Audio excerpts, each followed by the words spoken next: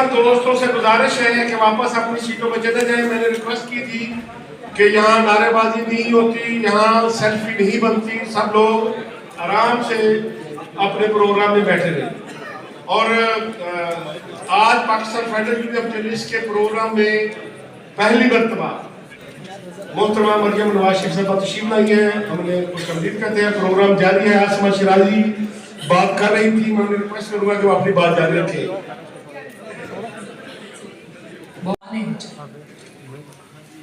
हमें लंबी जुबानें देके हमारे जहन छोटे कर दिए। ये सिलसिला आज से नहीं शुरू हुआ, ये चंद महीनों से शुरू नहीं हुआ, ये चंद सालों से शुरू हुआ और आहिस्ता आहिस्ता यहाँ तक पहुंचा। हमारे अखबारों के इश्तिहार उठते जाते चले जाते रहे और हमारे अखबारात ने कॉम्प्रोमाइज़ किए। हमारे एडिटर्स को अपने दफ्तरों से निकाला गया, मालकान ने अपने हाथ में इख्तियार लिए और फिर हमारी जो बात कहने की आज़ादी थी उसके ऊपर कंगने लगे। हमें न्यूज़ रूम से फैसले साजी से निकाला गया। पैरेलल एक और मीडिया खड़ा किया गया जिसके ऊपर एक सफ़े का लेबल था।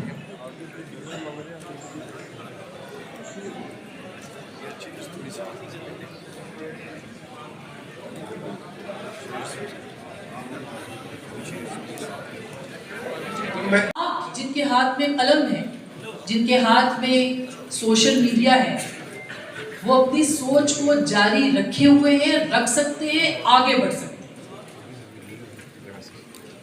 हमें ये मानना पड़ेगा कि फिक्री बहरान, मुख्तलिफ बहरानों की अभी हारिस तरीक साहब बात कर रहे थे। फिक्री बहरान जिस तरह से पिछले 3.5 साल के अंदर इस मुल्क में नजर आया, इससे पहले नजर नहीं आया। आपकी सोच पर पहरे लगाए गए, आपके जहन पर पहरे लगाए गए, आपके अल्फाज पर पहरे लगाए गए, आपके अंदाज पर पहरे लगाए गए, आपके अफकार पर पहरे लगाए गए और फिर आपके इजहार पर भी पहरे लगाए गए। आप इस तरतीब को समझिए। सोच से शुरू होने वाला सफर किस किस तरह से पहरों की जद में आया और सोच पे पाबंदी अखबार से शुरू करके अफकार, अखबार और इजहार तक कैसे गई, इस पे भी सोचिए।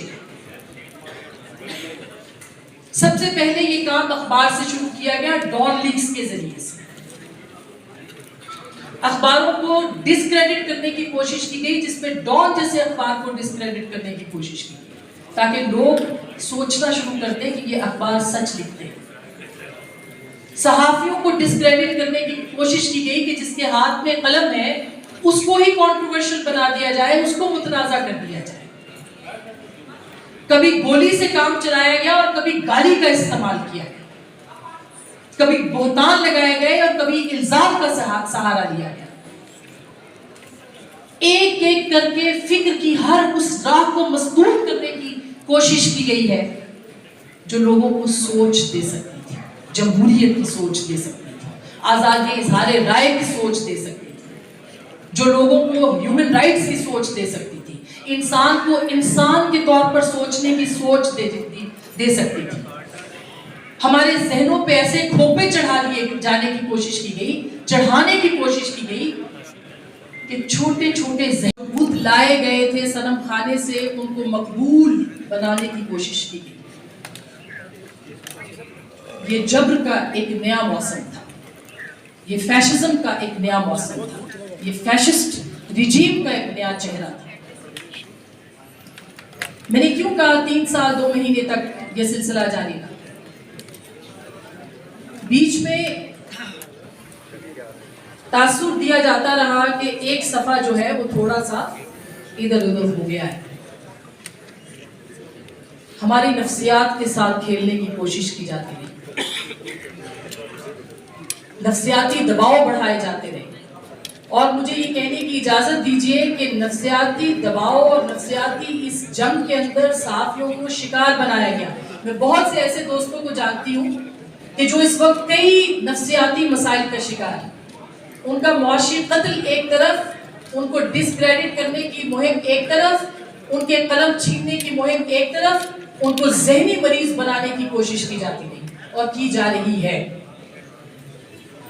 जनाब, आपकी ये सारी कोशिशें जाया हो। ये जो मेरे साथी खुजदार से आए हैं, जो बलोचिस्तान से आए हैं, जो फाटा से आए हैं, जो खैबर पख्तूनख्वा के दूर दराज इलाकों के से आए हैं, ये जो सामने फिक्री तहरीक के बानी बैठे हैं, जो फिक्री तहरीक को चलाने वाला कलम का एक एक सिपाही यहाँ पे बैठा है, कसम है इस कलम की कि ये ना कभी झुका था, ना कभी झुका है, ना कभी झुकेगा।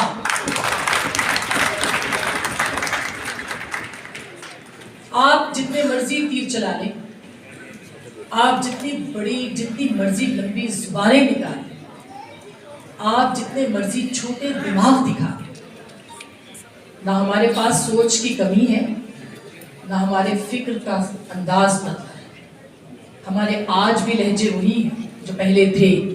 हमने आमरीतों का मुकाबला किया। आप तो कोई चीज ही नहीं।